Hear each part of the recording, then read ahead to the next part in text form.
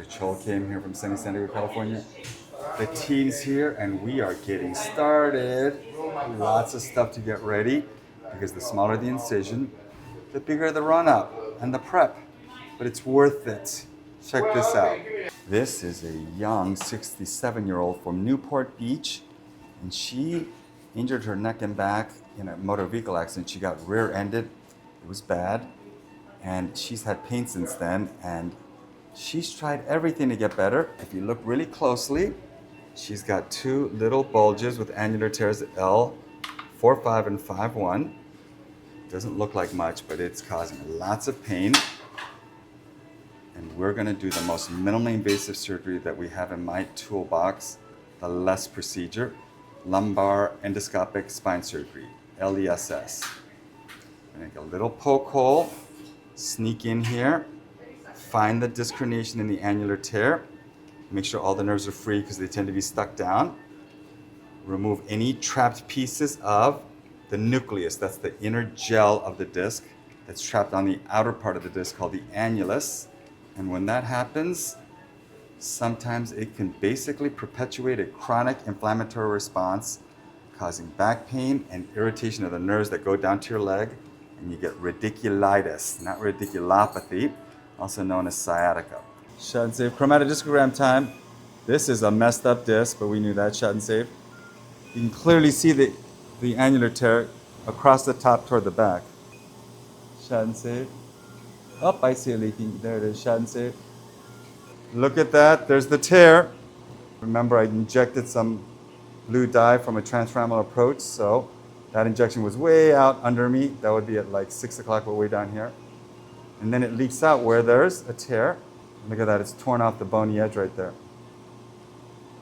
And everything is stuck down because of chronic inflammation. And if you don't think nerves stuck, look at all that. That's so busted up. And there's the empty tent sign. Let's see if we can get this a normal annulus. Because remember, it doesn't respond to this very well.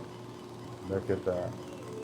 Okay, this is a big empty cavity on the other side of it. You can see the tear right there. I bet you're going to find something right underneath there and it's going to come flying out.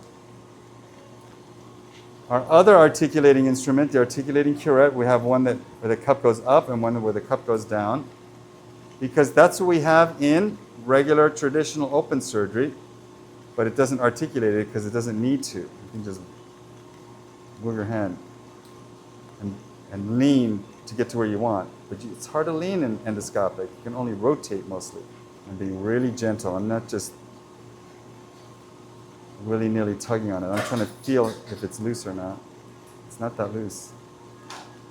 This is the left side at 6 o'clock. You look at this tear right there. And that dye leaked out from a transfemoral approach. And more importantly, I can just feel all that. But here's the more interesting thing. It goes all the way to the other side. And there's a lot more right here. And you can tell how far across I am using C-arm. But I already know where I am. Put that red light right here, if you can. I'm at the midline. That means I'm going deep. So this is exactly where the disc herniation is, right in the middle. Yep, and that makes sense. Look at that. As I go more medial, toward the right side, there's more blue. So logical. Okay, I found the limit. It ends right there. That's right at the midline, right where the disc protrusion is. Look at how red this is compared to the rest of the annulus. That looks like a huge hole, but it's tiny. I did 3 things. I removed all the loose pieces of disc, thermal radiofrequency ablated and treated all the abnormal scar tissue, and then I released the nerves from all its epidural adhesions. 4, I didn't injure the dural tube. That's usually a good thing, no nerve injury. And the dural tube is on the other side of all that fat. That's the ligament inflavum. So that's 5-1. Just going to do a little bit of touch up here and go to 4-5. There's the tear. This one goes all the way across. I can just feel it. This should be dense material that would normally just block me from entering, but look at that. There's like a hole right there. Not a little one. There's a big fissure right here.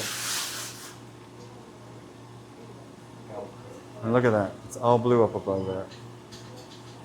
There's a massive defect right here. And you know what's funny? This is bigger than L5S1. And that's what's weird about the MRI. It does not coincide one-to-one with pathology. This makes so much more sense. Look at that. All that was trapped in the posterior annulus, and every time she pressurizes it, a little bit leaks out and stretches the nerves on the outside. Can I have the paprika curette again?